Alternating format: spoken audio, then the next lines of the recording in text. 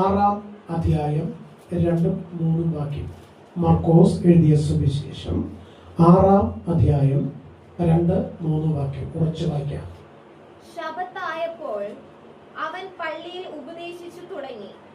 പലരും കേട്ട് വിസ്മയിച്ചു. ഇവന് ഇവ എവിടെ നിന്ന്? ഇവന് കിട്ടിയ ഈ ജ്ഞാനവും ഇവന്റെ കൈയാൽ നടക്കുന്ന വീര്യപ്രവൃത്തികളും എന്ത്? ഇവൻ മറിയയുടെ മകനും യാക്കോബ്, യോസെ, യൂദ, ശീമോൻ എന്നിവരുടെ സഹോദരനുമായ തച്ചനല്ലയോ? ഇവന്റെ സഹോദരികളും ഇവിടെ നമ്മോട് കൂടെ ഇല്ലയോ എന്ന് പറഞ്ഞ് അവങ്കൽ ഇടറിപ്പോയി. ഹൃദയം നുറുങ്ങിയവർക്ക് യഹോവ സമീപസ്ഥൻ, മനസ്സ് തകർന്നവരെ യഹോവ രക്ഷിക്കും. ജീവിതത്തിന്റെ ഓരോ തലങ്ങളും നാം ഒന്ന് എടുത്ത് പഠിക്കണം. നാം പലപ്പോഴും ദൈവത്തിൽ വിശ്വസിക്കുന്നു എന്ന് പറയുകയും നോട്ടം മുഴുവനും ലോകത്തിലും ലോക മനുഷ്യൻ പറയുന്ന വാക്കിലുമാണ്.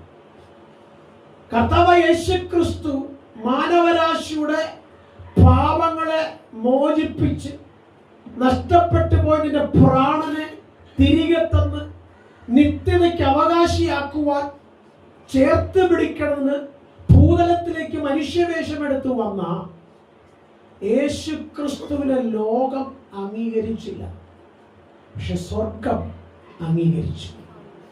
സ്വർഗത്തിലെ അപ്പന്റെ മഹത്വം യേശുവിലൂടെ ലോകത്തിന് മുമ്പാകെ വരച്ചു കാണിക്കുവാൻ സ്വർഗം തീരുമാനിക്കുമ്പോൾ കണ്ടു നിന്നവരും കേട്ടു നിന്നവരും വന്നവരും പോയവരും എല്ലാം യേശുവിന്റെ അത്ഭുതങ്ങളെ വർണ്ണിക്കുന്നതിന് പകരം യേശുവിലെ കുറ്റങ്ങൾ കണ്ടെത്തി യേശുവിന്റെ ശുശ്രൂഷ എങ്ങനെ ഇല്ലാതാക്കാം, ദൈവനാമ മഹത്വത്തിന് വിപരീതമായി എങ്ങനെ പ്രവർത്തിക്കാം എന്ന് കണക്ക് കൂട്ടി കാൽക്കുലേറ്റ് ചെയ്ത് സ്വന്തം പിശാച് ജനത്തെ കരങ്ങളെടുക്കുമ്പോൾ കർത്താവായ യേശുക്രിസ്തു പറഞ്ഞ് പകലുള്ളിടത്തോളം കാലം ഞാൻ എന്റെ ശുശ്രൂഷ തികച്ചെടുക്കും. യേശുക്രിസ്തു തന്റെ പരസ്യ ശുശ്രൂഷയുടെ മുന്നോടിയായി ശബത്തിൽ ആലയത്തിനകത്ത് ദൈവമഹത്വം പ്രസംഗിക്കാൻ തുടങ്ങി. കേട്ടു നിന്നവരെല്ലാം അവന്റെ വാക്ചാതുര്യത്തിൽ അത്ഭുതപ്പെട്ടു. പക്ഷേ അവൻ പറഞ്ഞത് അത് പ്രകാരം ഏറ്റെടുക്കുവാനോ അത് അനുസരിക്കുവാനോ തുടർന്ന് അതിന്റെ വ്യാഖ്യാനങ്ങൾ എന്തെന്ന് ഒന്ന് അന്വേഷിക്കുവാനോ തയ്യാറാകാതെ യേശു പറഞ്ഞ വാക്ക് കേട്ട് യേശുവിനെ കുറ്റം വിധിച്ച് തള്ളിക്കളയുവാൻ ജനം തീരുമാനിച്ചു. ഈ നല്ല പകൽക്കാലം ഞാൻ നിങ്ങളോട് പറയട്ടെ, ജീവിതത്തിൽ നിങ്ങൾക്ക് എന്തെങ്കിലും ആഗ്രഹമുണ്ടെങ്കിൽ അത് സാധ്യമാകണമെന്ന് ആഗ്രഹിച്ച് നിങ്ങൾ തെക്കും വടക്കും കിഴക്കും പടിഞ്ഞാറും ഓടി നടക്കുമ്പോൾ എൻ്റെ യേശുപ്പൻ പറയുന്നത്, കുഞ്ഞെ, നീ തെക്കും വടക്കും കിഴക്കും പടിഞ്ഞാറും ഓടി നടക്കാതെ നീ എന്നോട് ചോദിക്കുക, ഞാൻ നിനക്ക് നൽകി തരാം. സ്വന്തം ആര് ദൈവത്തിന്റെ മുഖത്തേക്ക് നോക്കി തങ്ങളുടെ ഹൃദയത്തിലെ ആഗ്രഹങ്ങളെ ദൈവത്തോട് പറഞ്ഞിട്ടുണ്ടോ അതെല്ലാം ദൈവം അവർക്ക് സാധ്യമാക്കി കൊടുത്തിട്ടുണ്ട്. നാമും പലപ്പോഴും ദൈവത്തെ ആരാധിക്കുന്നു, ദൈവത്തെ സേവിക്കുന്നു, ദൈവസന്നിധി കടന്നു വരുന്നു. പക്ഷെ നാം പലപ്പോഴും സാഹചര്യങ്ങളെ നോക്കിയിട്ടാണ് വിശ്വസിക്കണോ വിശ്വസിക്കാതായോ എന്ന് തീരുമാനിക്കുന്നത്. പക്ഷെ ദൈവത്തിന്റെ വചനം പറയുന്നു, വിശ്വസിച്ചാൽ നീ ദൈവത്തിന്റെ മഹത്വം കാണും. യേശു കർത്താവ് ദൈവിക മഹത്വത്തെ വെളിപ്പെടുത്തിയപ്പോൾ കേട്ടു നിന്നവർ പറഞ്ഞത് ഇങ്ങനെയാണ്. എന്താ പറഞ്ഞത്? ഇവൻ തച്ചന്റെ മകനല്ലയോ? അപ്പൊ അതാണ് പ്രശ്നം. സ്വന്തം ഇവൻ തച്ചന്റെ മകനല്ലയോ? നമ്മളും എന്താ ആഗ്രഹിക്കുന്നത്? എന്താണ് ആഗ്രഹിക്കുന്നത്? സ്വന്തം ദൈവമഹത്വമാണോ? അല്ല, ലോകത്തിന്റെ മാനമാണ്. കർത്താവായ യേശുക്രിസ്തു പറഞ്ഞത് വിശ്വസിച്ച് ഏറ്റെടുക്കാൻ മനസ്സില്ലാതെ അവന്റെ കുടുംബചരിത്രം അന്വേഷിക്കാൻ നടക്കുക. എന്താണ് അവർ പറയുന്നത്? ഇവനെ നമുക്കറിയത്തില്ലേ? ഇവന്റെ കുടുംബം നമുക്കറിയത്തില്ലയോ? ഇവന്റെ അപ്പനെ നമുക്കറിയത്തില്ലയോ? ഇവന്റെ അമ്മയെ നമുക്കറിയത്തില്ലയോ? ഇവന്റെ കൂടപ്പുറപ്പുകളെ നമുക്കറിയത്തില്ല. പിന്നെ എന്തിനാ ഇവന് പറയുന്നത് കേട്ടത് വിശ്വസിക്കുന്നത്? ഇവന്റെ പുറമെ നമ്മൾ എന്തിനാ പോകുന്നത്? ഇവന്റെ ജാതി ഏതാണെന്നറിയാമോ? ഇവന്റെ അപ്പന്റെ കുടുംബം ഏതാണെന്നറിയാമോ? എടാ കുഞ്ഞെ, എന്നെ കേൾക്കുന്ന പ്രിയപ്പെട്ട സഹോദര സഹോദരി, ജാതിയും മതം അന്വേഷിച്ചടക്കാൻ ദൈവത്തിന്റെ മുഖം അന്വേഷിക്കുക. നീ ചോദിക്കുന്ന ദൈവം നിനക്ക് തരും. ഉപദേശിയുടെ കളറ് കണ്ട്, പള്ളിയുടെ ജനത്തിന്റെ വലിപ്പം കണ്ട്, പള്ളിയുടെ മകുടം കണ്ട്, സ്വന്തം പാസ്റ്ററുടെ ഡ്രസ്സ് കണ്ട്, പാസ്റ്ററുടെ വാക്ചാതുര്യം കണ്ട് നോക്കാതെ ദൈവത്തിന്റെ വചനം എന്ത് പറയുന്നുവോ അത് കേട്ട് അനുസരിച്ച് അത് പ്രകാരം നീ ദൈവത്തെ പിൻപറ്റാൻ ശ്രമിച്ചാൽ നീ ആഗ്രഹിക്കുന്ന ദൈവമഹത്വം കാണും. ഉപദേശിയുടെ കളറും ഉപദേശിയുടെ നീളവും ഉപദേശിയുടെ വണ്ണവും പള്ളിയിൽ വരുന്ന ജനത്തിന്റെ എണ്ണവും ഒക്കെ എടുത്ത് നടന്നാൽ നീ ഒരിക്കലും ആഗ്രഹിക്കുന്ന ദൈവമഹത്വം കാണത്തില്ലെന്ന വിശുദ്ധ തിരുവെഴുത്ത് പഠിപ്പിക്കുന്നത്. യേശുവിന്റെ വായിൽ നിന്ന് ലാവണ്യ വാക്കുകൾ കേട്ടപ്പോൾ അവർക്ക് ആശ്ചര്യം വന്നു. ഈ ജ്ഞാനം, ഈ വിവേകം, ഈ അറിവ് ഇവൻ എവിടുന്ന് കിട്ടി? ഞങ്ങൾ ഉപദേശിക്കാൻ ഇവൻ ആര്? ഇതാ ഇന്നും പലരും ചോദിക്കുന്നത്. യേശുവിന്റെ കൂടെ നടന്ന ശിഷ്യന്മാര് പോലും യേശുവിനോട് പറയുന്ന ഒരു വാക്ക് ഇങ്ങനെയാ: യേശുവേ, നമ്മുടെ പള്ളി കണ്ടോ? പള്ളിക്കകത്തിരിക്കുന്ന ദൈവത്തെ കണ്ടോ എന്നല്ല പറയുന്നത്, പള്ളി കണ്ടോ? നമ്മളാരും പറയത്തില്ല നമുക്ക് പള്ളി എന്ന് പറയുന്ന സാധനം ഇല്ല. സ്വത്രം. കാരണം ഇത് പള്ളി എന്ന് പറയാനും പറ്റത്തില്ല. സ്വത്രം. പക്ഷെ ഇന്ന് പലരും ക്രിസ്തുവിൽ പുകഴേണ്ടതിന് പകരം പാസ്റ്ററുടെ വണ്ടിയിലാണ്. ഞങ്ങളുടെ പാസ്റ്റർക്ക് മെർസിഡസ് ബെൻസ് ഉണ്ട്, ഞങ്ങളുടെ പാസ്റ്റർക്ക് TV റിലേ കേന്ദ്രമുണ്ട്, ഞങ്ങളുടെ പാസ്റ്റർക്ക് അമേരിക്കയിൽ എപ്പോഴും വിസയുണ്ട്, ഞങ്ങളുടെ പാസ്റ്റർക്ക് വലിയ കൊടവണ്ടിയുണ്ട്. കുഞ്ഞെ, ദൈവം തരുന്നതാ ഇതൊക്കെ. നീ അത് നോക്കിയിട്ടല്ല, ദൈവത്തെ നോക്ക്. ദൈവത്തിന്റെ വചനം എന്ന് പറഞ്ഞു അത് നോക്ക്. എന്നിട്ട് അത് വിശ്വസിച്ച് മഹത്വം ദൈവത്തിന് കൊടുക്കും. നിന്റെ ജീവിതത്തിൽ വിടുതൽ ഉണ്ടാകും, നീ അനുഗ്രഹം പ്രാപിക്കും, നിന്റെ ജീവിതത്തിൽ സന്തോഷം നഷ്ടപ്പെട്ടു പോകത്തില്ല. സാഹചര്യങ്ങളെ നോക്കി, ചുറ്റുപാടുകളെ നോക്കി നീ വിലയിരുത്തിയിട്ട് ദൈവത്തിന് കേൾക്കാൻ ആഗ്രഹിച്ചാൽ ഒരിക്കലും നീ ആഗ്രഹിക്കുന്ന ദൈവമഹത്വം കാണത്തില്ല. ലോകത്തിന്റെ പിശാച് നിന്നെ ഇതൊക്കെ കാണിച്ചിട്ട് സ്വന്തം ഇതിനകത്ത് കുടുക്കി ദൈവത്തിൽ നിന്നെ അകറ്റിക്കൊണ്ട് പാപത്തെ പച്ചവെള്ളം പോലെ വലിച്ചു കുടിക്കണം. ലോകത്തിന്റെ മോഹത്തിൽ നിന്നെ കൊണ്ടുപോയി തകർക്കുമെന്ന് നീ തിരിച്ചറിയാൻ ശ്രമിക്കുക. ദൈവത്തിന്റെ വചനം എന്ന് പറയുന്നു, അത് കേട്ട് അനുസരിച്ച് അത് പ്രകാരം ദൈവമുഖത്തേക്ക് നോക്കി അപ്പാ പിതാവ് എന്ന് വിളിക്കാനുള്ള പുത്രത്തിന്റെ അവകാശം തന്ന ആ ക്രിസ്തുവിൽ ആശ്രയിക്കുക. വചനം താഴോട്ട് വായിച്ചാൽ അവിടെ കാണാൻ കഴിയും, ഈ കുറ്റം പറഞ്ഞും പരിഹസിച്ചും താഴ്ത്തിക്കെട്ടിയും ഒറ്റപ്പെടുത്തിയും പോയതുകൊണ്ട് കർത്താവ് അവിടെ വലിയ അത്ഭുതങ്ങളൊന്നും ചെയ്തില്ല. കർത്താവ് അവിടെ വലിയ അത്ഭുതങ്ങളൊന്നും ചെയ്തില്ല. വളരെ ചുരുക്കം പേർക്ക് മാത്രമേ കർത്താവ് രോഗസൗഖ്യം പകർന്നു കൊടുത്തുള്ളൂ. ദൈവത്തിന്റെ വചനം എന്താ പറയുന്നത്? വിശ്വസിച്ചാൽ. എന്ത് വിശ്വസിച്ചാൽ? ആരെ വിശ്വസിച്ചാൽ? സ്വന്തം ദൈവത്തെ വിശ്വസിച്ചാൽ, ദൈവത്തിന്റെ വചനം വിശ്വസിച്ചാൽ. നമ്മളെന്താ വിശ്വസിക്കുന്നത്? നമ്മളെന്താ വിശ്വസിക്കുന്നത്? ദൈവത്തെയാണോ? ദൈവത്തിന്റെ വചനമാണോ? അല്ല, നമ്മൾ ലോകത്തെയാ. സ്വന്തം. അതുകൊണ്ട് എന്ത് സംഭവിക്കുന്നു? നമ്മൾ ആഗ്രഹിക്കുന്ന അളവിൽ ദൈവത്തിന്റെ മഹത്വം കാണത്തില്ല. നേർച്ച കൊടുത്ത്, കാഴ്ച കൊടുത്ത്, കൂദാശകൾ കൊടുത്ത്, കർമ്മങ്ങൾ കൊണ്ട് എന്തെങ്കിലും നേടാമെന്ന് ആഗ്രഹിച്ചാൽ അതെല്ലാം ഒരു സമയം കഴിയുമ്പോൾ നഷ്ടപ്പെട്ടു പോകും. എന്നാൽ വിശ്വാസത്തോടെ നീ കൊടുക്കുന്ന ആരാധന ഉണ്ടല്ലോ, വിശ്വാസത്തോടെ നീ കൊടുക്കുന്ന മഹത്വം ഉണ്ടല്ലോ, അതിൽ ദൈവം പ്രസാദിച്ചാൽ നീ ആഗ്രഹിക്കുന്നതിലും ചിന്തിക്കുന്ന നിനക്കുന്നതിന് ഉപരിയായി ദൈവത്തിന്റെ മഹത്വം നീ കാണും. സ്വന്തം ദൈവത്തിന്റെ വചനം വ്യക്തമായി പറയുന്നത്, യേശു കർത്താവ് ഈ ശുശ്രൂഷ ചെയ്യുന്നതിന് മുമ്പ് എവിടെയായിരുന്നു അറിയാമോ? ഒരു കല്ലറയിലായിരുന്നു, ഒരു വലിയ സെമിത്തേരിയിലായിരുന്നു. സ്വന്തം ഒരു പുരോഹിതനും ആവശ്യമില്ലാത്ത സെമിത്തേരി പോകത്തില്ല. പ്രത്യേകിച്ച് യേശു കർത്താവ് സെമിത്തേരി പോകേണ്ട ആവശ്യമില്ല. പക്ഷെ എന്തുകൊണ്ടാണ് യേശു കർത്താവ് സെമിത്തേരി പോയെന്നറിയാമോ? കാലങ്ങളായി അപ്പനും അമ്മയും കൂടപ്പിറപ്പുകളും സഹോദരങ്ങളും തള്ളിക്കളഞ്ഞ, ചങ്ങലകളാൽ ബന്ധിക്കപ്പെട്ട ഒരു പാവപ്പെട്ട സഹോദരൻ അവിടെ കിടക്കുന്ന കല്ലെടുത്ത് തന്റെ ശരീരത്തെ മുഴുവൻ ഇടിച്ച് ചതച്ച് അവിടെ കിടന്ന് അലറി കൂവി വിളിച്ച് രക്ഷപ്പെടാൻ കഴിയാതെ ബന്ധിക്കപ്പെട്ട് കിടക്കുന്നവനെ കണ്ടപ്പോൾ ആ നിലവിളി ഉയരത്തിലെത്തിയപ്പോൾ സ്വർഗത്തിന് മനസ്സിലായി തോന്നി. പുരോഹിതന് മനസ്സിലായി തോന്നില്ല, പള്ളിക്കാർക്ക് മനസ്സലിവ് തോന്നില്ല, അവന്റെ മാതാപിതാക്കൾ അവന് മനസ്സലിവ് തോന്നിയില്ല. പക്ഷെ സർവശക്തനായി ദൈവത്തിന് സന്നിധിയിൽ അവന്റെ നിലവിളി എത്തിയപ്പോൾ സ്വർഗത്തിൽ അപ്പന് മനസ്സലിവ് തോന്നി. അപ്പം നേരെ തന്റെ ശിഷ്യന്മാരെ കൂട്ടി ആ ശവക്കല്ലറുടെ ഇടയിലേക്ക് പോയി. യേശുവിനെ കണ്ട മാത്രയിൽ ആ ഭൂതം ബാധിച്ചവൻ പറയോ, നേരമാകുന്നതിന് മുമ്പേ നീ എന്നെ ദണ്ഡിപ്പിക്കാൻ വന്നു. ഭൂതത്തിന് തിരിച്ചറിവുണ്ട്, പക്ഷേ മനുഷ്യർക്ക് ബോധവും തിരിച്ചറിവൊന്നുമില്ല. ഭൂതത്തിന് മനസ്സിലായി ഈ വന്നത് സർവശക്തനായ ദൈവമാണ്. ആലയത്തിനകത്ത് കർത്താവ് തന്റെ മഹത്വത്തെ പ്രസിദ്ധമാക്കിയിട്ട് ആലയത്തിലുള്ളവർക്ക് ആർക്കും അങ്ങോട്ട് മനസ്സിലായതുമില്ല, അംഗീകരിക്കാൻ മനസ്സും ഉണ്ടായില്ല. പക്ഷെ ഭൂതത്തിന് മനസ്സിലായി ഇവൻ എന്റെ രക്ഷകനാ, സ്വത്രം. പക്ഷെ അവൻ ഇപ്പൊ വന്ന് എന്നെ ശിക്ഷിക്കാനാ.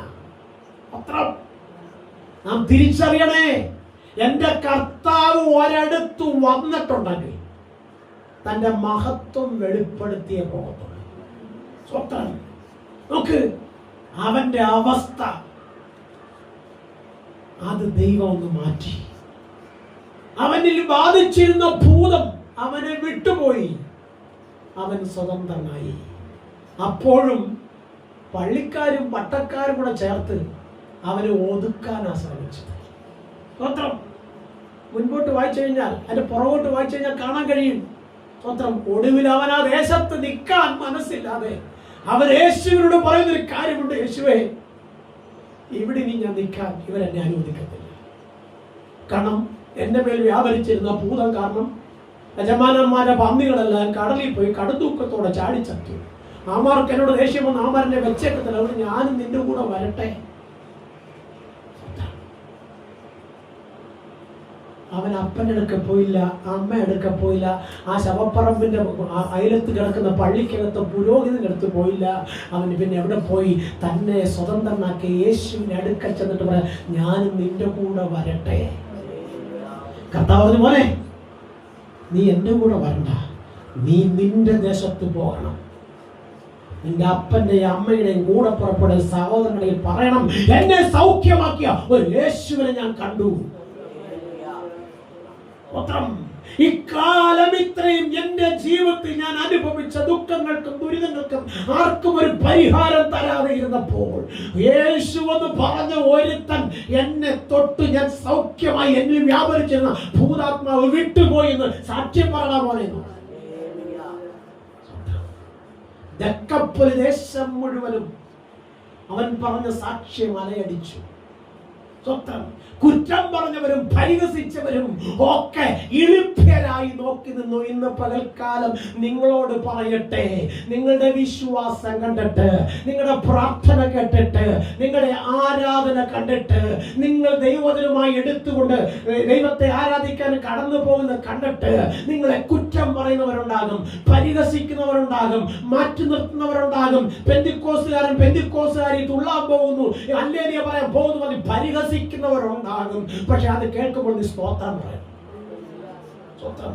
ഇത്ര മഹത്തരമാർന്ന ഒരു പദവി കുഞ്ഞ് നിനക്ക് തന്നത് സ്വർഗത്തിലെ ദൈവമാണ്. സ്വത്രം.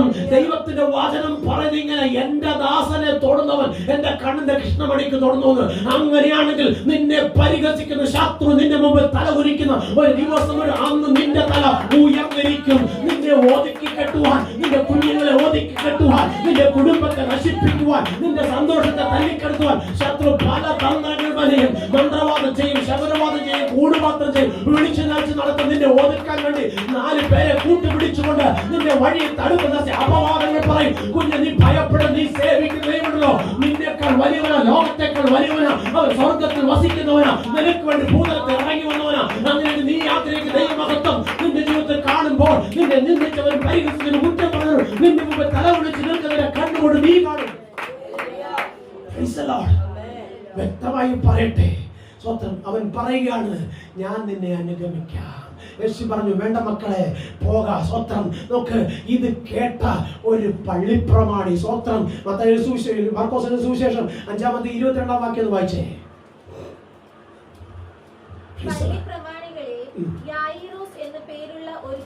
സ്വത്രം നോക്ക്, തള്ളിക്കളഞ്ഞവരെല്ലാം പോയപ്പോഴും പള്ളിയിൽ ഒരു പ്രമാണിക്ക് ഒരു കാര്യം മനസ്സിലായി.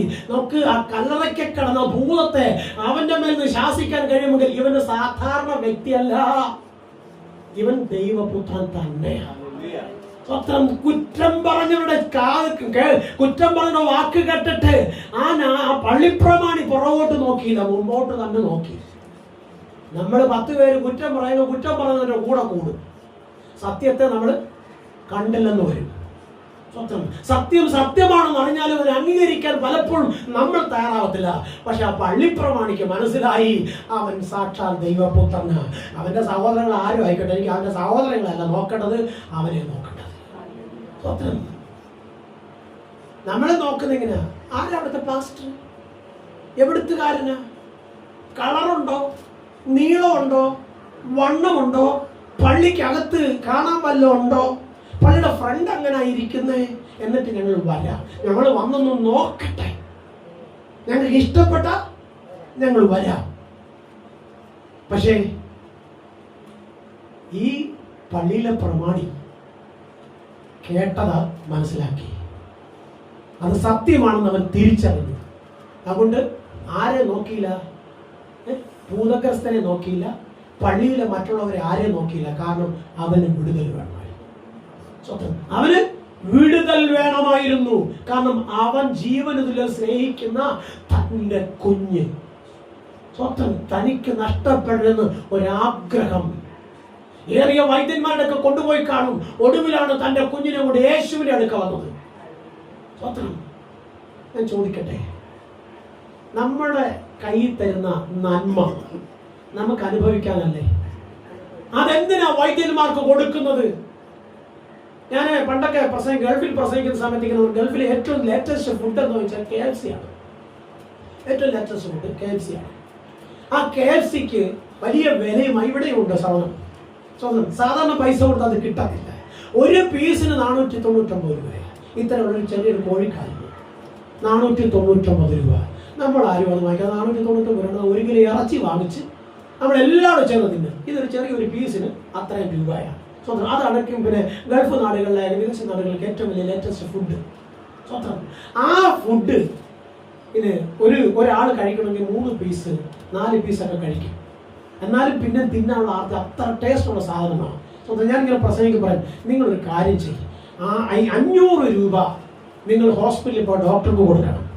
സ്വന്തം ആ ഡോക്ടർ ഒരു ബില്ല് എഴുതി തരും. അതിന് മരുന്ന് വാങ്ങിക്കാൻ 1500 രൂപയാണ്. ചുരുക്കം പറയാൻ 2000 രൂപ നിങ്ങൾ ഒരു ഹോസ്പിറ്റലിൽ പോയ ചിലവാണ്. നിങ്ങളൊരു കാര്യം ചെയ്യും, ഈ 1000 രൂപ നിങ്ങളുടെ പോക്കറ്റിൽ വെക്കണം. 250 രൂപ എടുത്ത് മാറ്റി ബൈബിളിൽ വെക്കണം. എന്നിട്ട് 250 രൂപയ്ക്ക് നല്ല ഒരു മീനും വാങ്ങിച്ച് ഇച്ചിരി അരി വാങ്ങിച്ച് ഒരു നല്ല ചോറും കറിയും വെച്ചിട്ട് പാസ്റ്ററെ വയ്ക്കണം. 1000 രൂപ ഉണ്ട് ഇപ്പം നിന്റെ പോക്കറ്റ്. 250 രൂപ നീ മാറ്റി വെച്ചിട്ടുണ്ട്. 250 രൂപയ്ക്ക് അരി മീനും ചോറും വെച്ചു. പാസ്റ്ററെ ഞാനൊരു ഊണ് റെഡിയാക്കിയിട്ടുണ്ട്. കുറച്ച് നാളായി പാസ്റ്റർ ഞാൻ ആഗ്രഹിക്കുന്നു. ഞാൻ വന്ന് പ്രസംഗങ്ങളൊക്കെ കേൾക്കുമ്പോൾ എൻ്റെ മനസ്സിനകത്തൊരു ആഗ്രഹം, പാസ്റ്റർക്ക് ഒരു വേറെ ചോറ് തരണമെന്ന്. പക്ഷേ ഇന്ന് പാസ്റ്റർ എങ്ങും കഴിക്കാൻ പറ്റാം, പാസ്റ്റർ ഇങ്ങോട്ട് പോരെ. സ്വന്തം ചോറന്ന് കേട്ടാൽ, പ്രത്യേകിച്ച് മീൻകറി എന്നൊക്കെ കേട്ട് കഴിഞ്ഞാൽ കൊതി ഇങ്ങനെ നാവി വെള്ളം കൂടി വരും. സ്വന്തം പോയി തിന്ന് കളയാം. തിന്ന് കഴിയുമ്പം ഈ തിന്നുമ്പോഴേ ഒരു സ്വോത്രം പറയിക്കാം. അതായത് ഇത്രയും കാലം കൊണ്ട് അമ്മ ഒന്നും തന്നില്ല, ഏതായാലും ഈ ചോറ് തന്നല്ലോ, സ്വോത്രം അനുഗ്രഹിക്കണേ. ചോറൊക്കെ തിന്ന് കൈയൊക്കെ കഴിയും, ഒരു ഏമ്പൊക്കെ വിട്ട് കഴിയുമ്പോൾ ചോദിക്കും, അന്നമ്മേ ഒരിക്കലുമില്ലാത്തതുപോലെ എന്താ ഇങ്ങനൊരു ഊണിന്റെ പിൻപിൽ എന്തോ ഒരു രഹസ്യമുണ്ടല്ലോ. എൻ്റെ മുൻ പാസ്റ്ററെ കഴിഞ്ഞ ആഴ്ച പാസ്റ്റർ പറഞ്ഞില്ലേ? അപ്പം പാസ്റ്ററെ കൂടെ നിങ്ങൾ പ്രാർത്ഥിപ്പിക്കാന്ന് വെച്ച് കഴിഞ്ഞ ദിവസം പോലെ രാവിലെ പോലെ എൻ്റെ കൊച്ചിന് വയറ്റടക്കം ആശുപത്രി പോയി എങ്ങനെയാലും 12,000 രൂപയാണ്. പാസ്റ്റർ ഒന്ന് പ്രാർത്ഥിച്ചാൽ മാറുമെങ്കിലേ എനിക്കത് ഭയങ്കര സന്തോഷം. എൻ്റെ പൈസ എൻ്റെ കയ്യിലിരിക്കുമല്ലോ. പ്രാർത്ഥിക്കാതിരിക്കാൻ പറ്റുമോ? തിന്നുപോയില്ലേ? പ്രാർത്ഥിച്ച് വിടുതൽ കിട്ടിയില്ലെങ്കിൽ ഇവര് പിന്നെ പള്ളി വരുവോ? വരത്തില്ല. എന്തു ആത്മാർത്ഥതയോടെ പറയാം, അപ്പച്ചാ ഈ കൊച്ച് സൗഖ്യമാകണേ, ഈ അമ്മച്ചിയുടെ കണ്ണുനീര് മാറണേ, നാളെ ഈ ചോറ് കിട്ടണേ. അല്ല, മനസ്സിലായോ? സ്വോത്രാഴ്ച കിട്ടുന്നൊരു പ്രതീക്ഷയില്ല. പള്ളി വന്നപ്പോൾ അമ്മ ഞെവിടുക, അവിടെ പിന്നെ സ്വോത്രാഴ്ച കിട്ടുന്ന വല്ല പ്രതീക്ഷയുണ്ടോ? സ്വോത്രം, ആ ചോറ് കിട്ടണേ എന്നുള്ളൊരു ആഗ്രഹമാണ്. സ്വോത്രം. പണ്ടത്തെ അപ്പച്ചന്മാർക്ക് അതേ ഉള്ളു, എന്തെങ്കിലും വിശപ്പടക്കാൻ കിട്ടിയാൽ മതി. വിശപ്പടക്കാൻ കിട്ടിയില്ലെങ്കിലും പ്രാർത്ഥനയ്ക്ക് ഒരു കുറവും വരത്തില്ല. ഈ എൻ്റെ ഹൃദയത്തിന്റെ തേങ്ങലറിഞ്ഞ് സ്വർഗമാക്കുന്ന സാധ്യമാണ്. സ്വോത്രം. പ്രാർത്ഥന കഴിയുമ്പോൾ സൗഖ്യമായോ സൗഖ്യമായില്ലയോ എന്ന് പറഞ്ഞ് കൊച്ചിനെ നോക്കാനല്ല പോകുന്നത്. ആ എടുത്തു വെച്ചേക്കുന്ന 250 രൂപ പാസ്റ്ററെ സന്തോഷമായിരിക്കട്ടെ പറഞ്ഞ് കൊടുക്കണം. അത് കൊടുത്തിട്ട് തിരിഞ്ഞു നോക്കുമ്പോൾ കുഞ്ഞ് സൗഖ്യത്തോടെ നിൽക്കുന്നതാണ്. പണ്ട് അമ്മ കലത്തിലെ മാവ് എടുത്ത് ദോശ വിട്ട കഥ അറിയാമോ? കണ്ണൊക്കെ നിറഞ്ഞ് ഇത്തിരി മാവുണ്ട്, ഇത്തിരി എണ്ണയുണ്ട്. ആ മനുഷ്യനോട് വിശന്ന് നിൽക്കുക. എവിടുന്നോ വന്നവനോ. ഇത് ഞാനും എൻ്റെ കുഞ്ഞ് തിന്നാലും മരിക്കും, തിന്നില്ലെങ്കിലും മരിക്കും. അങ്ങനെയാണെങ്കിൽ ചാവുന്നതിന് മുമ്പ് അദ്ദേഹത്തോട് ഉള്ളത് കൊടുത്ത് ചാവാം. സ്വന്തം അല്ലേ? സാറാപത്തിലെ വിധവ അങ്ങനെയല്ല തീരുമാനിച്ചത്. അവൾ എന്ത് ചെയ്തു? ആ കുഞ്ഞുണരാതെ, ഞാൻ എൻ്റെ ഭാഷയിൽ പറഞ്ഞ കുഞ്ഞുണർന്ന് ബൈബിളിൽ പറഞ്ഞിട്ടില്ല. ആ കുഞ്ഞുണരാതെ വളരെ ശാന്തമായി വിറവ കൊടിക്കുന്നതൊക്കെ ഞാനിങ്ങനെ ഇമാജിൻ ചെയ്ത് ഇങ്ങനെ കാണാറുണ്ട്. സ്വത്രം. കാരണം കുഞ്ഞുണർന്ന ദോശ കൊണ്ടുപോകാൻ പറ്റത്തില്ല, അദ്ദേഹം അവിടെ വിശന്ന് വീണ് ചാവും. എൻ്റെ കുഞ്ഞുണരാതെ ആ കലശത്തിലെ എണ്ണ എടുത്ത് ഇങ്ങനെ ഉണ്ടായത് ഇച്ചിരിയേ ഉണ്ടായി. നമ്മൾ പറഞ്ഞു അത് ഇച്ചിരിയേ ഉള്ളെന്ന്. സ്വത്രം. ഞാനിങ്ങനെ ചിന്തിക്കുക, അവളിങ്ങനെ വടിച്ചായിരിക്കും ആ എണ്ണ ആ പിന്നെ അപ്പം ഉണ്ടാക്കുന്ന പാത്രത്തിൽ ഒഴിച്ചത്. സ്വത്രം. ഈ നല്ല പകല് നിങ്ങളോട് പറയട്ടെ, അവളുടെ ആഗ്രഹം തൻ്റെ കുഞ്ഞുണരും മുമ്പേ ആ മനുഷ്യന് കൊണ്ട് എത്തിക്കണം. തൻ്റെ കുഞ്ഞുണർന്നാൽ എനിക്കത് ചെയ്യാൻ കഴിയത്തില്ല. അവൾ വളരെ കണ്ണുകളുടെ വേദനയോടെ ആ കലശത്തിലെ ആ എണ്ണ എടുത്ത് ആ പാത്രത്തിൽ ഒഴിക്കുമ്പോൾ കണ്ണ് നിറഞ്ഞൊഴുകുന്നുണ്ടായിരിക്കും. കാരണം താനും തൻ്റെ കുഞ്ഞും തിന്ന് മരിക്കാൻ ആഗ്രഹിക്കുന്ന ഈ ഇത്തിരി ഉള്ളത് കൊടുത്താൽ ഞങ്ങൾ എന്ത് ചെയ്യും? എൻ്റെ കുഞ്ഞുണരുമ്പോൾ ഞാൻ എന്ത് കൊടുക്കും? പൊട്ടി തകർന്ന ഹൃദയമായിട്ട് അവൾ ആ കലശത്തിനകത്ത് എണ്ണ അതിൽ തേച്ചിട്ട് തിരികെ വെച്ചിട്ട് മാവെടുത്ത് അതിനകത്ത് ഒഴിച്ചു. ആ മാവ് കലത്തില് മാവെടുത്ത് ആ പാത്രത്തിൽ ഒഴിച്ച് ആ ചട്ടിക്കകത്ത് ഒഴിച്ചിട്ട് തിരിഞ്ഞു നോക്കി. മാവും കലം വെക്കാൻ അവളുടെ കണ്ണ് നിറഞ്ഞതാണെന്ന് അവൾക്ക് തോന്നി. അവൾ ഒന്നുകൂടെ നോക്കി, ഇല്ല, തന്റെ കലശത്തിൽ എണ്ണ നിറഞ്ഞിരിക്കുന്നു. അവൾക്ക് വിശ്വസിക്കാൻ കഴിഞ്ഞില്ല. അവൾ തന്റെ കണ്ണുനീരൊന്ന് തുടച്ച് അവൾ വീണ്ടും നോക്കി, തന്റെ കലത്തിലെ മാവ് നിറഞ്ഞിരിക്കുന്നു. എന്റെ കർത്താവ് നിന്നെ വിളിച്ചത് പട്ടിണിക്കിടാനല്ല, എരന്ന് നടക്കാനല്ല വിളിച്ചത്. നിന്റെ തലമുറയുടെ ഭാവിക്ക് പൂർണ്ണത തരാനാ വിളിച്ചത്. പഠിച്ചിട്ട് ജോലിയില്ലാതെ തെക്കും വടക്കും സീവിയും കൂടെ അലയാനല്ല നിന്നെ വിളിച്ചത്. നിന്നെ നിന്റെ സന്തതി അനുഗ്രഹിച്ച ദേശത്തിന് മുമ്പിൽ നീ സേവിക്കുന്ന ദൈവം ജീവിക്കുന്ന ദൈവമാണെന്ന് വെളിപ്പെടുത്താണ് നിന്നെ വിളിച്ചത്. നീ ദൈവത്തിന് മഹത്വം കൊടുത്താൽ നീ കുറയത്തില്ല, നീ നിറയും. നിന്റെ ദൈവത്തിന്റെ മഹത്വം നീ കാണും. ഇല്ലായ്മയുടെ നടുവിൽ സ്വത്രം ആ വിധവ അത് ചെയ്തപ്പോൾ ദൈവത്തിന്റെ മഹത്വം അവിടെ കലവറയ്ക്കകത്ത് ഇറങ്ങിയെങ്കിൽ നോക്ക്, ഇവിടെ ദൈവത്തിന്റെ വചനം നോക്ക് വ്യക്തമായി പറയുകയാണ്. സ്വത്രം. ആ പ്രിയപ്പെട്ടവന്റെ കുഞ്ഞ് സ്വത്രം സൗഖ്യമായി. വ്യക്തമായി പറയട്ടെ, പള്ളിപ്രമാണി ദൈവത്തിന്റെ മഹത്വം കണ്ടെങ്കിൽ ഈ നല്ല പകൽ വ്യക്തമായി പറയട്ടെ, തന്റെ കുഞ്ഞിന്റെ സൗഖ്യത്തെക്കാൾ വലുത് ദൈവത്തിന്റെ മഹത്വമാണ് താൻ കണ്ടത്. ഈ നല്ല പകലിൽ നിങ്ങളോട് വ്യക്തമായി പറയട്ടെ, അവിശ്വാസിയാകാതെ വിശ്വാസത്തോടെ ദൈവമുഖത്തേക്ക് നോക്ക്. സ്തോത്രം. എങ്ങനെ? അവിശ്വാസിയാകാതെ വിശ്വാസത്തോടെ ദൈവമുഖത്തേക്ക് നോക്ക്. മർക്കോസിന്റെ സുവിശേഷം 8-ാം അധ്യായം 16-ാം വാക്യം ഒന്ന് വായിക്കാമോ? മർക്കോസിന്റെ സുവിശേഷം 8-ാം അധ്യായം 16 മുതൽ 22 വരെ. നമുക്ക് അപ്പം ഇല്ലായ്കയാൽ എന്ന് അവർ തമ്മിൽ പറഞ്ഞു. സ്തോത്രം. ദൈവത്തിന്റെ വചനം പറയുന്നു, യേശു കർത്താവ് സ്തോത്രം നോക്ക് ഇവിടെ എന്തു ചെയ്തു? തൻ്റെ ശിഷ്യന്മാരുമായി സ്വത്രം യാത്ര ചെയ്തു. സ്വത്രം യാത്ര ചെയ്തു വരുമ്പോൾ തൻ്റെ ജനമെല്ലാം തൻ്റെ പിന്നാലെ അനുഗമിച്ചു. യേശു ചെയ്യുന്ന അത്ഭുതങ്ങളും അടയാളങ്ങളും വീര്യപ്രവൃത്തികളും ജനങ്ങളിൽ ആകാംക്ഷ ഒരുക്കി. ആരിൽ? പള്ളിക്കാരിലല്ല. കർത്താവ് പറയുന്നുണ്ട്, പ്രവാചകന് സ്വന്തം സഭയിലോ ദേശത്തിലോ അംഗീകാരം കിട്ടത്തില്ല. സ്വത്രം. എന്നാൽ അന്യദേശത്ത് സ്വർഗം അവനെ ഉയർത്തും.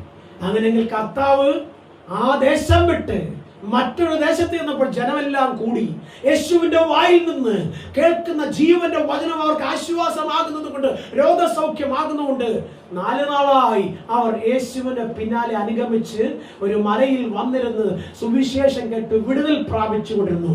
സ്വത്രം. 4 ദിവസം കഴിഞ്ഞപ്പോൾ യേശു കർത്താവ് പറയുന്ന ഒരു കാര്യമുണ്ട്. സഹോദരന്മാരെ, ഇവര് 4 നാളായിട്ട് നമ്മുടെ കൂടെ ഇരിക്കുക.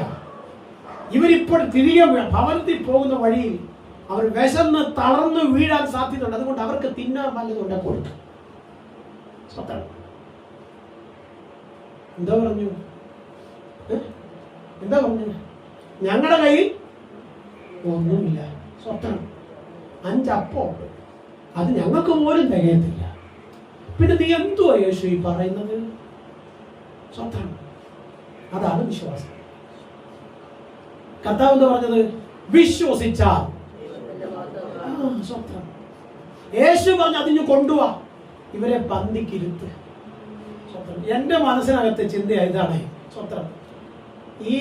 ഇവരെ ഈ 4000 പേരെ, സ്വത്രം, 7000 പേരെ 5 അപ്പം കൊണ്ട്, സ്വത്രം, 4000 പേരെ 5 അപ്പം കൊണ്ട് പോറ്റാൻ. സ്വത്രം. എങ്ങനെ കഴിയും? ഇരുത്തുമ്പോഴും അവന്മാർ പറഞ്ഞു, ഇങ്ങാർക്ക് ഭ്രാന്താണേ, ഇത്രയും അപ്പം കൊണ്ട് എങ്ങനെ ഈ ജനത്തെ പോറ്റും? പറയത്തില്ലേ? നമ്മൾ പറയത്തില്ലേ? സ്വത്രം. പക്ഷെ പറഞ്ഞവനറിയാം എന്ത് ചെയ്യണം. നിന്നെ വിളിച്ചവൻ അറിയാം നിന്റെ ആവശ്യങ്ങൾ. നിന്റെ കണ്ണുനീര് കണ്ടവനറിയാം നിന്റെ ജീവിത സാഹചര്യങ്ങൾ. നിന്റെ പ്രാർത്ഥന കേട്ട ദൈവത്തിനറിയാം നിന്നെ എങ്ങനെ ഉയർത്തണമെന്ന്. അതുകൊണ്ട് നിന്റെ സങ്കടങ്ങൾ മുഴുവനും ലോകത്തിന്റെ മുമ്പിലല്ല വെക്കേണ്ടത്, കർത്താവിന്റെ പാദമെടുത്ത് വെക്കണം. കർത്താവ് പറഞ്ഞ നിന്റെ ഭാരം എന്റെ മേൽ വെക്കാൻ ഞാൻ നിന്നെ പുറത്താവുന്നു. ഈ നല്ല പകൽ വ്യക്തമായി പറയട്ടെ. സ്വത്രം. 5 അപ്പം കൊണ്ട് 5000 പേരെ പോഷിപ്പിച്ചവൻ 7 അപ്പം കൊണ്ട് 4000 പേരെ നടത്താൻ പദ്ധതി ഒരുക്കിയെങ്കിൽ എത്ര കൊട്ട തികച്ചെടുത്തെന്നറിയാമോ? 7 കൊട്ട തികച്ചെടുത്തു. 4000 പേരെ പോറ്റിയിട്ട് 7 കൊട്ട തികച്ചെടുത്തു. സ്വത്രം. പക്ഷെ എന്ത് സംഭവിച്ചു? തികച്ചെടുത്തത് അവര് കരുതിയില്ല. ശിഷ്യന്മാര് കരുതിയില്ല. ആ താഴോട്ട് വായിച്ചു കഴിഞ്ഞാൽ നമുക്ക് വായിക്കാൻ മർക്കോസിന്റെ സുവിശേഷം. സ്വത്രം. പിന്നെ 8-ാം അധ്യായം അതിന്റെ 16 കൊല്ലൊന്ന് വായിച്ച മക്കളെ. നമുക്ക് അപ്പം ഇല്ലായ്കയാൽ എന്ന് അവർ തമ്മിൽ പറഞ്ഞു. അത് യേശു അറിഞ്ഞ് അവരോട് പറഞ്ഞത്, അപ്പം ഇല്ലായ്കയാൽ നിങ്ങൾ തമ്മിൽ പറയുന്നത് എന്ത്? ഇപ്പോഴും തിരിച്ചറിയുന്നില്ലയോ? ഗ്രഹിക്കുന്നില്ലയോ? നിങ്ങളുടെ ഹൃദയം കടുത്തിരിക്കുന്നുവോ? ഈ അത്ഭുതങ്ങൾ കണ്ടിട്ടും നിങ്ങൾക്ക് മനസ്സിലാക്കാൻ കഴിയുന്നില്ലയോ എന്നെ കൊണ്ട് സകലതും കഴിയുമെന്ന്? നിങ്ങൾ എന്തിനാ അവിശ്വാസികളാകുന്നത്? ആരോടാ ഇത് പറയുന്നത് അറിയാമോ? ശിഷ്യന്മാരോടാ പറയുന്നത്, നാട്ടുകാരോടല്ല പറയുന്നത്. ശിഷ്യന്മാരോടാ കർത്താവ് നിങ്ങൾ ഇപ്പോഴും അവിശ്വാസികളാകുന്നത് എന്ത്? എന്നെ കൊണ്ട് കഴിയത്തില്ലയോ? പിന്നെ എന്തിനാ നിങ്ങൾ അവിശ്വസിക്കുന്നത്? അടുത്ത വായിക്കോട്ടെ. കണ്ണുണ്ടായിട്ടും കാണുന്നില്ലയോ? ചെവി ഉണ്ടായിട്ടും കേൾക്കുന്നില്ലയോ? ഓർക്കുന്നതുമില്ലയോ? 5000 പേർക്ക് ഞാൻ 5 അപ്പവും നുറുക്കിയപ്പോൾ കഷ്ണങ്ങൾ എത്ര കൊട്ട നിറച്ചെടുത്തു? 12 എന്ന് അവർ അവനോട് പറഞ്ഞു. 4000 പേർക്ക് 7 നുറുക്കിയപ്പോൾ കഷ്ണങ്ങൾ എത്ര വട്ടി നിറച്ചെടുത്തു? 7 എന്ന് അവർ അവനോട് പറഞ്ഞു. പിന്നെ അവൻ അവരോട്, ഇപ്പോഴും നിങ്ങൾ ഗ്രഹിക്കുന്നില്ലയോ എന്ന് പറഞ്ഞു. ഇല്ലായ്മയിൽ നിന്ന് സകലരെയും പോറ്റിപ്പുലർത്തുവാൻ കർത്താവിന് കഴിഞ്ഞെങ്കിൽ എന്തുകൊണ്ടാ കൂടപ്പുറപ്പുകളെ നിങ്ങൾക്ക് വിശ്വസിക്കാൻ കഴിയാത്തത് ചോദിച്ചത് ശിഷ്യന്മാരോടാണ്. ഈ പകലിൽ നിങ്ങളോട് ഞാൻ ചോദിക്കുക, ഇന്നുവരെയും കാലിനെ വീഴ്ചയിൽ നിന്നും പ്രാണനെ മരണത്തിൽ നിന്നും നിങ്ങളെ രക്ഷിച്ചു ഇന്ന് പകൽക്കാലം ഈ ആലയത്തിനകത്തേക്ക് കൊണ്ടുവന്ന ദൈവത്തെ നിങ്ങൾക്ക് വിശ്വസിക്കാൻ കഴിയും. നിങ്ങളുടെ മേലുള്ള ദൈവിക വാഗ്ദത്തങ്ങൾ നിവർത്തിക്കപ്പെടുന്ന നാളുവരെയും ഒരു പിശാചിനോ ഒരു അന്ധകാര ശക്തിക്കോ ഒരു വിളിച്ചു നേർച്ചയ്ക്കോ ഒരു കൂടുപാത്രത്തിനോ അല്ലെങ്കിൽ ദേശത്തെ ഒരു വ്യക്തിക്കോ നിന്നെയോ നിന്റെ മക്കളെയോ തകർക്കുവാൻ ദൈവം വിട്ടുകൊടുക്കത്തില്ല. കാരണം നീ സകലതും വിട്ടിറങ്ങിയവളാ. യേശു മാത്രം മതി എന്ന് പറഞ്ഞ് നിൽക്കുന്നവളാ. അങ്ങനെയാണെങ്കിൽ നിന്റെ വിശ്വാസത്തെ തകർക്കുവാൻ പിശാച് പദ്ധതികൾ ഒരുക്കി ലോകമോഹങ്ങൾ നിന്റെ മുമ്പാകെ വരച്ചു കാണിച്ച് നിന്നെ ദൈവത്തിൽ നിന്ന് അകത്താൻ ശ്രമിക്കുമ്പോൾ കുഞ്ഞെ നീ പറയണം, അവൻ എന്നെ കൊന്നാലും ഞാൻ അവനെ ജീവിക്കും. എന്ത് കഷ്ടം വന്നാലും എന്ത് പ്രതികൂലം എന്റെ ജീവിതത്തിൽ രാഞ്ഞടിച്ചാലും എന്റെ കുഞ്ഞുങ്ങൾ രക്ഷപ്പെട്ടില്ലെങ്കിലും ഞാൻ എന്റെ ദൈവത്തിന്റെ മഹത്വത്തിൽ നിൽക്കും.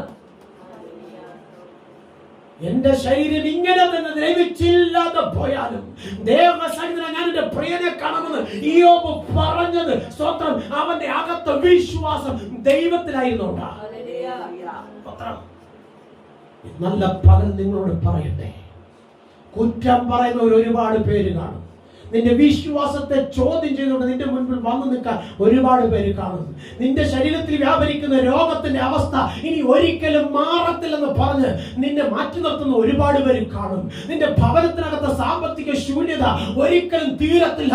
നീ അങ്ങനെ തന്നെ ദേശക്കാരുടെ മുമ്പിൽ ഒരു പരസ്യക്കൊലമായി മാറും. നീ ഒരിക്കലും രക്ഷപ്പെടത്തില്ലെന്ന് പറയാൻ നാല് പാടുന്ന കൂടപ്പുറപ്പുള്ള സഹോദരങ്ങളും ബന്ധുമിത്രാദികളും സഭക്കാരും ഒക്കെ ഉണ്ടാവും. പക്ഷെ നീ വിശ്വസിച്ചത് ദൈവത്തിലാണെങ്കിൽ, നിന്നോട് വാക്ക് പറഞ്ഞ ദൈവത്തിലാണ് നീ ആശ്രയിക്കുന്നതെങ്കിൽ, നീ പിൻപറ്റുന്ന ദൈവത്തിന്റെ വചനപ്രകാരമാണെങ്കിൽ, കുഞ്ഞെ നിന്നെ നിന്ദിക്കുന്നവരുടെ മുമ്പിൽ, പരിഹസിക്കുന്ന മുമ്പിൽ, ഒറ്റപ്പെടുത്തുന്ന മുമ്പിൽ മഹത്വം നീ കാണും. നിന്നെ പരിഹസിച്ച നാവ് കൊണ്ട് തിരിച്ചു പറയും അവളുടെ കണ്ണുനീരിന് മറുപടിയായി അവളുടെ ദൈവം അവന് വേണ്ടി അവൾക്കൊരു പ്രവർത്തിച്ചു. നല്ല പകൽ എല്ലാ കണ്ണുകളും അടയട്ടെ. സ്വന്തം അത്ഭുതങ്ങൾ കാണുന്നവൻ, ദൈവത്തിൽ നിന്ന് നന്മ പ്രാപിക്കുന്നവൻ, പിറുപിറുക്കാതെ കുറ്റം പറയാതെ എവിടെയെങ്കിലും ആരെങ്കിലും വീഴുന്ന കണ്ടിട്ട് നീയും വീട് തകർന്നു പോകുമെന്ന് വിശ്വസിക്കാതെ എന്നെ ശക്തനാക്കുന്ന മുഖാന്തരം ഞാൻ സകലത്തിലും മതിയായവനെന്ന് പറഞ്ഞ് അവൻ എന്നോട് കൂടെയുണ്ട്. ഞാൻ ഒരു നാളും തകർന്നു പോകുവാൻ എന്റെ ദൈവം അനുവദിക്കത്തില്ല. എന്റെ ആഗ്രഹത്തെ എന്റെ ദൈവം സാധ്യമാക്കി തരും. എന്റെ ദേശക്കാരുടെ മുമ്പിൽ ഒരു നിന്നാപാത്രമാക്കത്തില്ല. മാനിക്കപ്പെട്ടവളായി എന്റെ തല ഉയരും. എന്റെ ദൈവം എന്നെ ഉയർത്തും. ഞാൻ ഒരു അനുഗ്രഹമാകും. മറ്റുള്ള മുമ്പിൽ എന്റെ യേശുവിന്റെ സാക്ഷിയായി ഞാൻ നിൽക്കും. ദൈവം എന്നെ നിർത്തും. അവൻ എന്റെ കൂടെയുണ്ട്. ഞാൻ ഒരിക്കലും തോറ്റു പോകുവാൻ എന്റെ ദൈവം അനുവദിക്കത്തില്ലെന്ന് വിശ്വസിക്കുന്നു.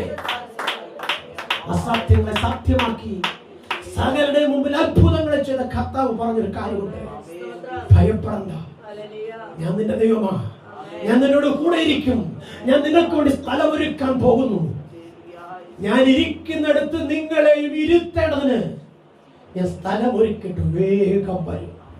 സ്വന്തം എന്റെ വരവോളം ഭൂലോകത്തിന്റെ അങ്ങേയറ്റം വരെയും പോയി എന്റെ മഹത്വത്തെ പ്രസ്താവിക്കുക. ആ ഭൂതഗ്രസ്തനോട് നിന്നെ തന്നെ വെളിപ്പെടുത്തുക, യേശുവിനെ സൗഖ്യമാക്കുന്ന സാക്ഷ്യം പറയാന്ന് പറഞ്ഞെങ്കിൽ കർത്താവ് യേശു ക്രിസ്തു സ്വർഗ്ഗലോകത്തിലേക്ക് കയറി പോകുന്നതിന് മുമ്പ് പറഞ്ഞൊരു കാര്യമുണ്ട്, ശക്തി ലഭിച്ചിട്ട് യെരൂശലേമിലും യഹൂദയിലും ശമര്യയിലും ഭൂമിയുടെ അറ്റത്തോളം എന്റെ സാക്ഷിയാകുമെന്ന്.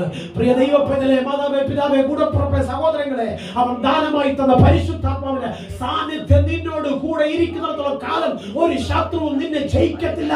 ഒരു അന്ധകാര ശക്തിക്ക് നിന്നെ തകർക്കാൻ പറ്റത്തില്ല. നിന്റെ ഭവനത്തെ ശൂന്യമാക്കാൻ പറ്റത്തില്ല. നിന്റെ നന്മയെ ബ്ലോക്ക് ചെയ്യാൻ പറ്റത്തില്ല. നിന്റെ തലമുറ ഭാവിയെ ഇല്ലാതാക്കാൻ പറ്റത്തില്ല. നിന്റെ കൂട്ടാളിയെ നശിപ്പിക്കാൻ പറ്റത്തില്ല. നിന്റെ ഭവനത്തിനകത്തെ കലമുറ നിറഞ്ഞു കവിയുന്ന ഒരു അനുഭവത്തിലേക്ക് നിന്റെ കലവറയെ മാറ്റി നിന്നെ ഉയർത്തി മാനിപ്പാൻ യേശു കൂടെയുണ്ട്.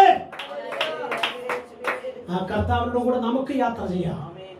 കണ്ണുകൾ അടയ്ക്കാൻ പ്രാർത്ഥിക്കാം.